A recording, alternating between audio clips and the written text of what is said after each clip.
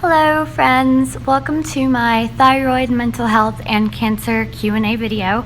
I did mean to post this last Thursday, but there had been some things happen, so I had to wait a little longer. And just wanted to inform you guys, this will be my last video for probably a bit. Not that it's, of any concern, but there's a couple of things going on that I need to focus on fully, so probably won't post again for another month or so.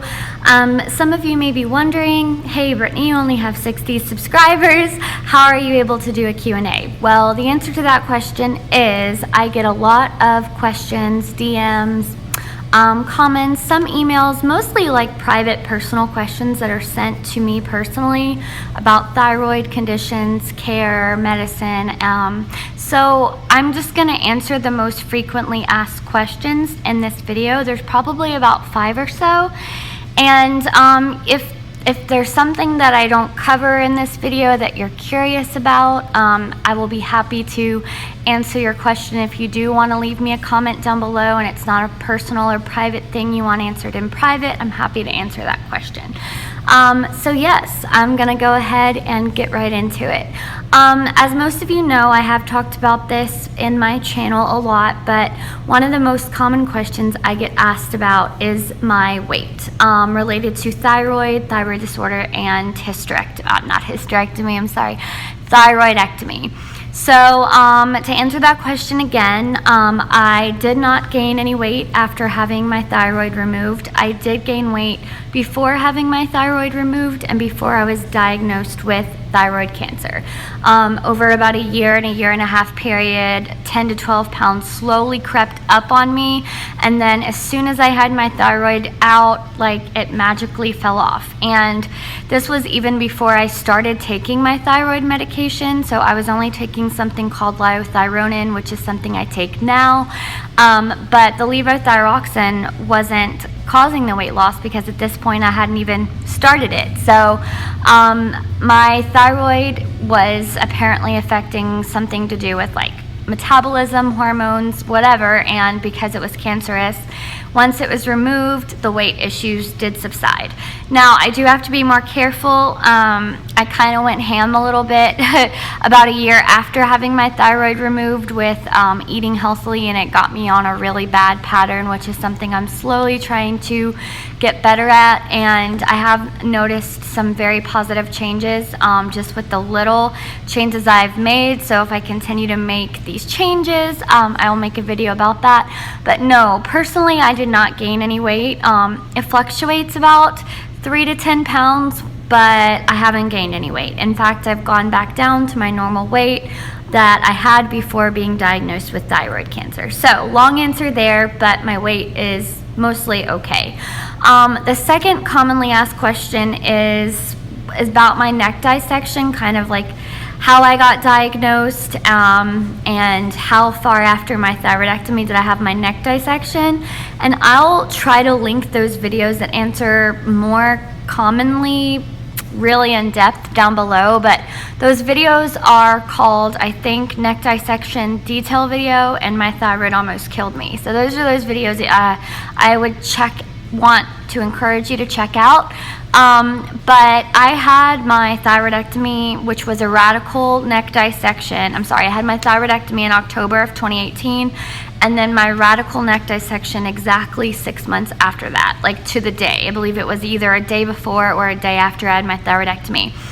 And to my knowledge, a radical neck dissection is a little more invasive. They cover more of the neck. I'm not a doctor and I don't know the specifics of the difference between a lateral and a radical neck dissection, but I did have a radical neck dissection. And the reason being for that was that there was more cancer that unfortunately just wasn't found before having my thyroid removed. And so further testing that was needed to be done happened after having my thyroidectomy, and that is what led me to, knowing that I wasn't in remission and had to have that second surgery. So I'm not going to go into too much detail, but for me, the radical neck dissection was very, very difficult. I do see, like on YouTube, it's kind of, not from everybody, but from what I've noticed, it's kind of not, okay, so I don't know how to word this. Unless you're watching a YouTube video of the actual surgery, a neck dissection surgery on YouTube is made to be a lot less invasive than it actually is. I really struggled for about 6 months after having my neck dissection, and my thyroidectomy was really a piece of cake. So I know it's different for everybody, but I do want you to know that if you are having a neck dissection because you have metastatic thyroid cancer, just to be prepared for it being a little bit more of a longer recovery than your thyroidectomy being. Hormone-wise, it's not nearly as bad because they've already taken out your thyroid, so you're not dealing with those side effects. But I did struggle with nerve paralysis, mouth paralysis, neck movement. I can still feel it, and it's, a year and a half later. So I've healed very beautifully and very well. I had amazing surgeons and amazing doctors, but that surgery was quite more complicated than the thyroidectomy. So please let me know if you have any more questions about that. The third question is mostly about the worst side effects since having my thyroidectomy. For me, they have been brain fog, which I've made a video about, excruciating pain, which doesn't have anything really to do with my thyroidectomy nearly as much as we think that it's a side effect of the radioactive iodine. I just happen to be one of those lucky people who suffers from neuropathy, RSD, and musculoskeletal pain. So unfortunately, that does not happen to everybody, but that's probably the second worst side effect that I have because of all of this. And the third is something I'm going to be very, very transparent about, and that's sexual side effects. I have lack of libido, and that could be because of my diet. I haven't talked a lot about this. I don't want to specifically blame the fact that I don't have a thyroid or my thyroid medication on this, because there isn't enough data to determine whether or not it's because of my thyroidectomy and my hormones changing, the meds I'm on, or just the fact that I've had a poor diet for like a year. So I don't eat extremely poorly, but I certainly don't eat as healthy as I used to, and so I'm trying to see if those changes help that out. And please don't be worried. This doesn't happen to everybody, but it has happened to me. I hate to say this, but I don't feel like a 34-year-old. I feel like kind of a 64-year-old woman. This is very personal, but I really don't have any sex drive whatsoever, and it really is something that affects me, and more than me, obviously. Enough said. I don't want to get too personal into that, but maybe later, if I feel more comfortable, I'll make another video about that altogether.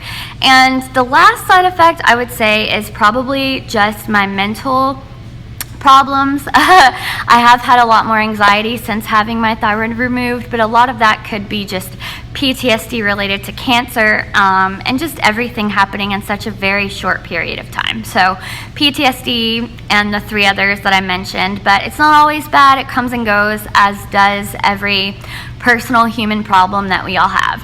And the last thing I want to touch on is basically just the question I get about connection and connecting to other people with cancer or with thyroid problems or mental health issues. I found that online is where I've found the people that I can connect with the most. Unfortunately, most people who suffer from what I've suffered from, especially as far as the thyroid and endo stuff goes, I've found a much more community of people that really relate to me online. A lot of the people that I know personally who've had what I've had to go through have either had not nearly as difficult time or are as much older than me. So I strongly encourage that you find a group of people, whether it be on Instagram, Facebook, social media. I've made a lot of friends online who have cancer, thyroid issues, etc., and I'm grateful for that. Had it not been for those people, I probably would not have had an easy time as I've had in recovery. Of course, yes, my partner and my family and God. My spiritual beliefs are number one, but I would say that the community of people I've met online definitely come in second place, hard second place, and I'm so grateful for them. The last thing I want to say is that I posted a picture of my dog Shelby in this thumbnail because she was a cancer survivor. She died of cancer 4 years ago, and she was super important to me. So I love my dog, and I just wanted to explain why she's in the thumbnail. If you have any questions about Shelby, I'd love to answer them. And again, I want to thank all of you, all 60 of you who love me, who followed me, who are committed to me, and just this whole YouTube journey has been a blessing to me. And every time I get a comment or a message from anybody, it just warms my heart to know that even in some small way I can help someone. So that means so much to me, you guys. I am so blessed beyond belief to have people in my life that I know that I am helping, and you know, small things matter. They all add up and every little bit counts. So please know that if you are suffering from this, that it does get better. I have definitely had a really negative time with this, and it took me a long time to really actually come to a place where I not only accepted this, but really just gracefully understood that it was going to be okay and that it would get better. And I know that we're all in a time with the coronavirus and many other things going on in the world and all over the place in America, especially if you're American, where there's just a lot of like unknown going on. And I do want to encourage all of you, and just knowing that these things are temporary, that yes, sadness and heartache and difficulty is inevitable in life, but it does end. There is an ending to all of it. There is a, you know, I'm not going to get too much into it, but I promise whatever you're going through, it does have an end date. And I just want to encourage you guys just to keep holding on, to find people, to just find, you know, common interests and loved ones and people that you can relate to, because I promise you, whether or not you know, they are out there and they need you just as much as you need them. Thank you guys so much, and I look forward to seeing you guys soon. I hope this was helpful and informative. I try to keep it short and sweet, and I'll see you in my next video. Take care and be well. Bye.